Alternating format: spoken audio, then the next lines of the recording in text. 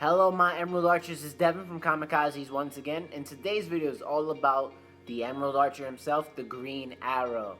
Today I'm going to be giving you my top 5 moments in general review and thoughts of episode 6, Lost Souls. But before I do so, yesterday I posted my live reaction to the latest Flash episode, Enter Zoom. Make sure to check that out, the link will be up top. It was a lot to do, but it was a lot of fun as well. Let me know guys, what would you rather see me do, more live reactions or reviewing top 5 moments, or even both? Let me know down below. I'm interested to see what you guys got to say. I had a blast doing the live reactions like I said, and I have no problem doing more of them. Alright, so waiting for your answers. Make sure to either comment them down below or tweet at us at ComiKazees. But now back to the Arrow episode. Next up is going to be my top 5 moments. So spoiler warnings to people who haven't seen the episode just yet. I'll give you a moment in the video to skip ahead so you don't ruin anything for yourself, alright? So use that time wisely. Here's your moment. Next up is my top 5 moments of the episode. And now here are my top 5 moments of Arrow episode 6, Lost Souls. 5. Moment number 5, Felicity is questioning herself with Oliver. Could this be the end of Felicity?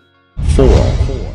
Moment number 4, the ancient markings. Baron Ryder and Damien Dark both found these ancient markings. I have no idea what they are or what they mean, but if they're in their hands of these bad guys, definitely not going to be good. 3. Moment number 3, setting up the Legends of Tomorrow. With this episode focusing on the Adam and Sarah, it's just taking one step closer to setting up the teams for Legends. 2. Moment number 2, Mr. Terrific kinda joins Team Arrow. 1. Moment number 1, Damien Dark unveils something that kinda looks like a mother box. I wonder what it is and what it has to do with his plans for Star City. So guys, those were my top 5 moments of the episode. Let me know what you guys thought of them. If you agree with me or not. If you did, awesome. If you didn't, let me know down below why and what were your top 5 moments of the episode. But first off, I want to say sorry for not doing a live reaction to this video on Wednesday. You know, by the time I got home, it was about 10 o'clock from work and my family was sleeping. And I didn't want to make too much noise, like say if something crazy happened. So my reaction would have been like really quiet and pointless because it just wouldn't have felt realistic to me. Like if something crazy happened, like when Damien Dark wrapped the chain around Oliver's neck, I wouldn't have been like, oh, I would have just been like, oh. So it just wouldn't have been entertaining for you guys or even myself, and I would have felt like I was, cheesing you guys for not giving you a genuine video of how I felt during the episode. But I do plan on doing a live reaction for the next episode, Arrow episode 7, Brotherhood. Turns out Andy Dick was alive. It's gonna be crazy, so expect a live reaction for that. But back to this episode, I gotta say this episode was pretty good. I liked it. It wasn't the Constantine episode is still my favorite, but this one was good in its own rights. It was basically an episode to set up for Legends of Tomorrow, as they freed the Atom and set Sarah Lance, on her journey to become the White Canary and set them up for Legends in January. And I just like that they, what's the word I'm looking for? Oh, They dived into like the backstory of what happened to Ray Palmer at the end of season 3 when he like shrunk himself, but it created an explosion, making everyone think he died. And I like that, we saw him shrink and then like he's like falling, and it reminded me of Ant-Man when Scott, shrunk for the first time in the bathroom, like all that craziness he went through. I wish they would have did that for the Atom, like just showed more, not just say, oh, he shrunk and then he woke up in a warehouse and Damien Dark caught him. Like I felt like they could have did more with that and it would have made it better. I just didn't like it was one scene, but it is what it is. And then setting up Sarah to be White Canary, we restored her, we brought her back to life, we restored her soul, and now she's feeling the effects of the pit. But now she realizes that she has to fight this a different way, and it's gonna set her and the Atom leaving to go become part of Rip Hunter's new team, Legends. And I can't wait to see that because lately that's what they've been doing with Hawkgirl. They just introduced her, but they haven't shown her powers yet, so she's like the last one to do, and Heatwave are the only 2 people missing really, and Rip Hunter. So 3 people. But we'll see how it turns out towards, episode 8 with the crossover episode coming from 2 episodes away from each show. Now, this episode was also mainly focused on Felicity because, you know, her ex-boyfriend friend was thought to be dead. Turns out he's alive and being captured by being held by Damien Dark. And she was really mad at herself because how easy it was to lose herself in Oliver, you know, because they left Starling City to go to Ivy Town and then came back. And she's like, you know, if I didn't lose myself in you, Oliver, I could have helped him. I could have helped Ray come back to life and blah, blah, blah, blah, blah.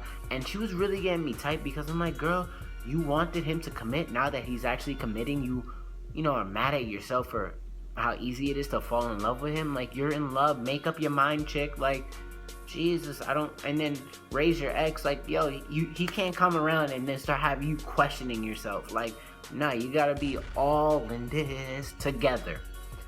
Wow, I just brought up a High School Musical reference. Wow. But another thing that was great too was Curtis Holt, aka Mr. Terrific, and I liked how even though most of the time he's on is with Felicity to create humor and make the show funny, and they do, and it works great. I just like that he kind of became like an honorary Team Arrow member, and he doesn't even know who the Green Arrow is or anybody. He's just like, I'm just here helping. And it's just funny because like he has his suspicions of Oliver, and he was just like, nah, Joe's not matched up. And then when they save Ray, you know, he helped save Ray, and then what would have been the funniest moment, I would have died laughing. I would have been like, bruh, if when they save Ray, and instead of Ray saying to Oliver, nice suit, he was like, thanks for the help, Oliver. I would have been like, the fact that Curtis Holt would have found out that way would have been hilarious. But it didn't, so it is what it is. Because like I said, he's questioning him already. He's just like, I'm gonna find out. And then, it's just funny. The thing that has me wondering though about this is the flashbacks and the present day. Because Baron Ryder, aka Blitzkrieg or whatever his name is, you know, is using that ball that Constantine gave Oliver to find the ancient markings. Like, what are the ancient markings? What do they have to do? I'm so lost when it comes to him in the flashbacks. Someone explain to me, or if anyone has an idea what's going on. Because, like, is it magic based or, like, New Gods, Dark Side type stuff? Like, it just had me wondering what it was. And a few other things in the episode were, like, Donna Smoke being in the episode. And she was even kind of flirting with Captain Lance at the bar. Like, I doubt anything's gonna happen between them. But, like, let's just say if it had and they were related, like, I mean, not related, if they got married, that would make Felicity, Laurel, and Sarah all related. And that'd be really awkward considering they're all of Oliver's exes, or 2 exes and 1 current girlfriend. Like, awkward. And it'd be funny as well because that's kind of happening on The Flash with Barry, you know, having Iris, the love of his life. Linda, his ex-girlfriend, who just found out he's the Flash and happy that she's made out with him, and his current girlfriend, Patty. So it'd just be really funny on both sides, Green Arrow and the Flash, where they just have that awkward situation. And since I'm talking about the Flash, turns out Earth 2 Green Arrow is Robert Queen. Like, how sick is that? And how sick would it be that Robert Queen came through the breach and like saw his son, and then, you know, son is the Green Arrow, and they like have a talk and kick ass together. You know, that'd be like so awesome just to see them interact and talk again, since we haven't seen Robert Queen since season 1, you know, because he's dead on our Earth. That'd be such a touching moment, like, you know, how Barry got to speak with his mom last season, how like just Oliver to speak to his dad. That'd be great. And just say, you know, I'm doing good, Dad, this, and the third, Thea's good.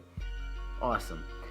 And then when I found out that Robert Queen was Earth 2 Green Arrow, it kind of reminded me of Flashpoint, where Thomas Wayne is Batman instead of Bruce, because Bruce was killed. And then, you know, it'd just be crazy to see, like, it was just like a Batman moment in my head.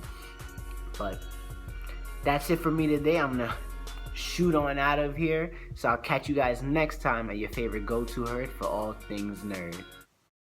I am the Green Arrow.